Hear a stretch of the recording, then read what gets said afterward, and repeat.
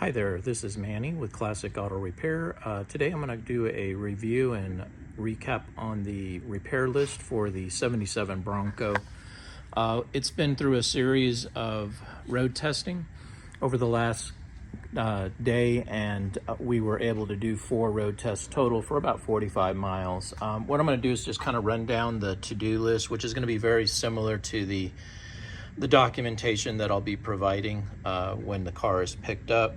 The first block is the parts that were replaced on the vehicle, and those are all listed there. And then the follow-up will be labor that we did for the repairs, and so I'm going to kind of go through those right now.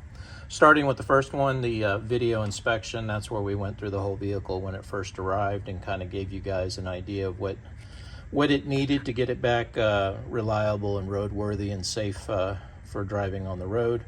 We did some diagnostics, and the ignition system showed to be faulty, the fuel system, cooling system, electrical, brakes, suspension, drivetrain. So there were some faults that were found, and what we did is we went in and addressed those that were approved.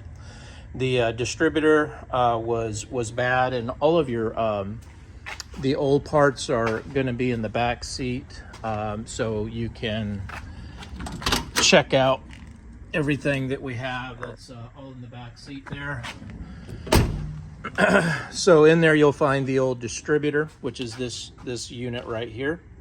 It comes with the new vacuum advance, and they had the connection to the vacuum advance to the carburetor in the wrong location. I did some testing and I have it connected correctly.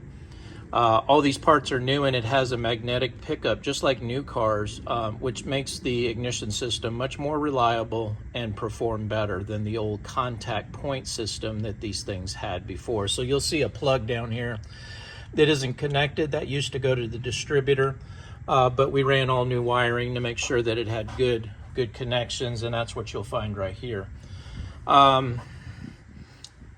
The spark plug wires were replaced. The rotor inside is brand new. The magnetic pickup's new. The spark plugs were replaced with new spark plugs as well. Let's see. Fuel system checked for leaks. None were present except for the accelerator pump, which is located right here.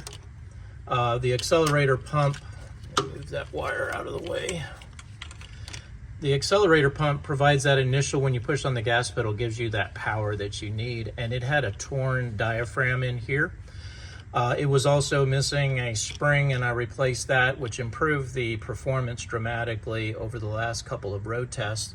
I also swapped out the fuel filter here again, so this has 2 fuel filters that have been replaced, primarily because the tank was run very low, and then it sat for a long time, and that isn't the best gas. So we got the gas out. I stabilized the tank with some stabilizer, and then I added a full tank of super unleaded, and I recommend super unleaded, if not every tank full, every other tank full, to keep this engine running the best. It'll keep it clean, it'll start better, it'll keep filters from getting plugged up and the passages inside of the carburetor. It's got a new air filter in here. During the tune-up phase, we did that as well. So the other thing I did on the fuel filter is, down here is your fuel pump right down there, and the fuel pump had failed. It was not providing gas to the carburetor. So what I did was I installed that, and you may have seen it on some other photos. I installed a electric fuel pump, which is what all new cars have, and it's located up underneath there. You can see it up in there. It's got a pre-filter on it as well, so a lot of good filtration to protect the fuel pump, which is probably what caused the other one to fail. And then I also installed down here, it's kind of hard to see, but way down on the frame rail, there's another fuel filter, and that's after the fuel pump before it goes up to the carburetor. So you got a lot of filtration working. That's a good thing, but you do have to change the filters every depending on how much you drive it, every year to every year and a half to 2 years, you're going to want to replace filters during a tune-up. All right, so going down the list,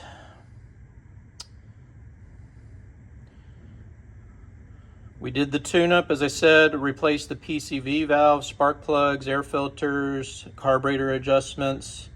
The PCV valve is right here. This is very important, and that was installed new. On the cooling system, we did a pressure test at 14 pounds, and the upper radiator hose was leaking. We went ahead and replaced the water pump. Did have a small leak, it still does, but nothing major. We were told to hold on that, and I would recommend that too. That's a pretty major expense, and you got to take the whole front of the motor apart to get to it. Cooling system upgrades, removed and replaced the radiator with a 4-row radiator, which is what this is right here. That improves cooling and efficiency. Flushed the coolant and installed antifreeze. We got fresh antifreeze, and this is your overflow bottle here. This is where you add antifreeze, and you want to keep it roughly right about the middle. Wait till it's cooled down and it's sucked up all the antifreeze into the radiator, but when it's cool, you'll be able to tell where this is, and it tells you right about medium is where you want it.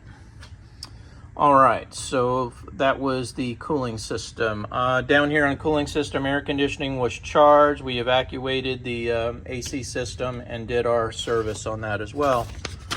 Next page, right front turn and parks, sockets wiring. We had to do some cleaning of the sockets, and now all the lights are working correctly. We just did a safety test on it, so we're looking good there.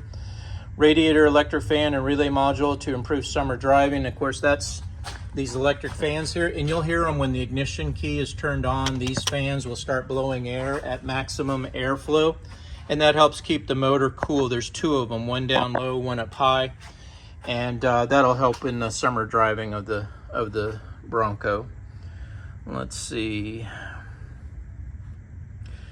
High beam headlight circuit fault. Yeah, we found that the bulbs were going out. You'll see the used bulbs in the parts, but we put new halogen bulbs, which will be brighter, and it restored the function, as well as putting a dimmer switch, which is where you push on the pedal on the floor. That had some bad electrical corrosion on it, and we replaced that as well.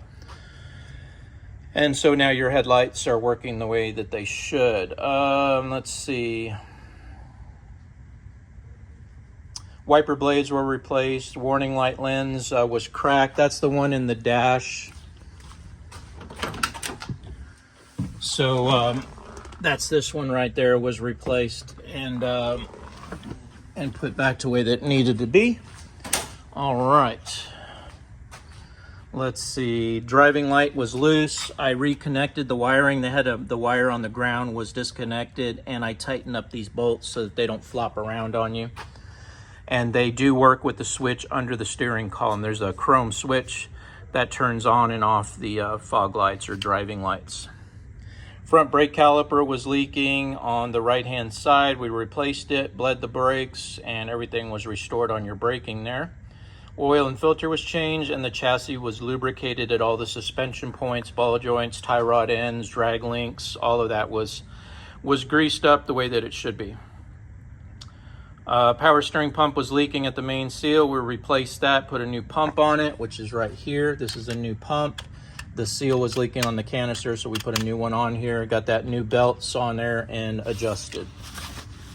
Belts will take a couple hundred miles to settle in and drive down into the groove, so you may hear a little slip now and then. That's just the belts adjusting.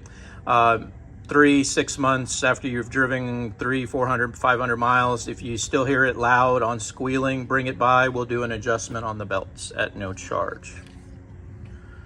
All right.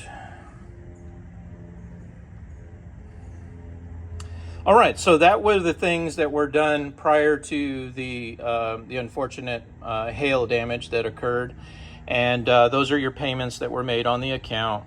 Then when it got back to me, I had a series of things that I needed to fix to get the vehicle back to drivability. Again, it's been sitting for a long time, and that's not good on these vehicles. So one of the things that Eric did was he provided a battery, but it wasn't connected. What I did was I installed a new battery cable, which is this one right here. I also installed a quick disconnect. All you do here is you turn the knob to the left about 4 or 5 turns, and that completely kills the electrical system in the Bronco. There is no connection to anything. It won't start, no drain on the batteries, nothing. It's safe. When you put it in storage or you're not going to drive it for a couple of weeks, I recommend loosening that to where you don't have a connection. When you want to restore it, right to tighten it up, you'll see it right there on the top. It says left off, right on. So you tighten it, not real tight, just snug, and that completes the circuit so that everything is back in series. I also replaced it, the cable that went from here to the starter. So this has a new cable as well. They were pretty worn, and they had a lot of the missing insulators, so they could be a potential fire. So as a preventative measure, I did replace that. I also put a chassis ground, which was missing, which is this wire right here that goes to the ground of the vehicle. And this helps with creating the electrical circuits, that anything that's grounded to the chassis of the body needs this ground from the battery to complete the circuit. So a lot of intermittent things can be fixed by putting good contacts with new wiring there. We replaced the starter. So when the vehicle got here, we towed it over here because it would not start, even though they put a battery in it. And the reason was the starter was out on it. So I put a new starter solenoid, all new cables, and that basically restored the system to where it needs to be. You're looking really good up in there, and the starter is now new. And you can see it right here through the frame rail there. So it's got a new starter, and then the bolts are tight and torqued to specs. And it's been working great since I put it in. All right, moving down the list.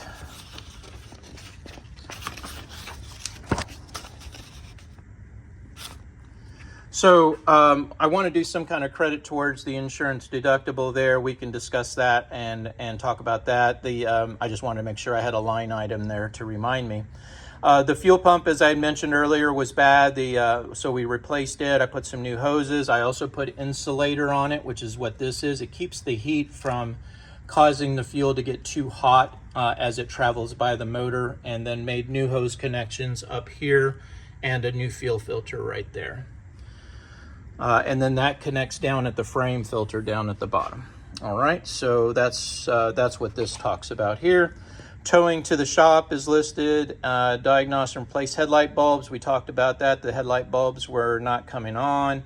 I took the vehicle over to the next town over and did a power wash in the engine compartment. Just cleaned all the grease and the overspray, not overspray, but dust, I guess, from the body shop. It kind of all got up in here, and they get a little dusty. So I did a power wash on it, and I covered all the electronics with plastic at the power wash place so that we didn't cause any electrical issues with water or moisture getting into them.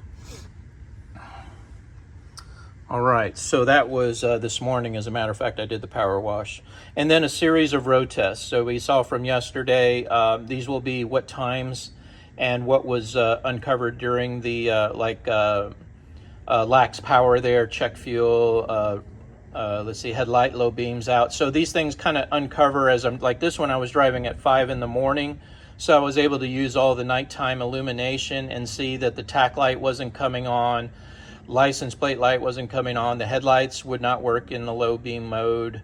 Little things like that, which I was able to take care of when I got it back to the shop. So then more road testing, 8:30 this morning, a total of 45 miles. Replaced the missing accelerator spring, which fixed the acceleration on the vehicle. It does really good there now. So those are the items that I had on the list, and as I said before, the ones that are after your payment line on the estimate or the invoice, after the payment line, those will be new items, and I'll highlight them on the text that I'll send you. But yeah, like I said, the truck is in real good shape now. Mechanically, it's driving good. I put 40 pounds in all the tires this morning to make sure we had good deal there. Put a full tank of super unleaded in it. Kind of went around and checked the bodywork to make sure they put all the panels on and that I wasn't going to have anything that might fall off on you. It looks good there. Went through, like I said, the gauges. Everything's doing good here. Starts right up. You got your tack now. And the tack is illuminated, so at night you can turn your headlights on and it lights up with all the rest of the items. So we're looking good there. Like I said, she's running really good, starting up really nicely. I kept an eye on all the gauges while we were running around. The fuel gauge works good. The temperature gauge is right there where it needs to be. Alternator gauge is showing the charge, so it's working great. And I disconnected I did a test to make sure the alternator is charging, and it is. You got good oil pressure as well. So items are looking good on the interior and on the dash.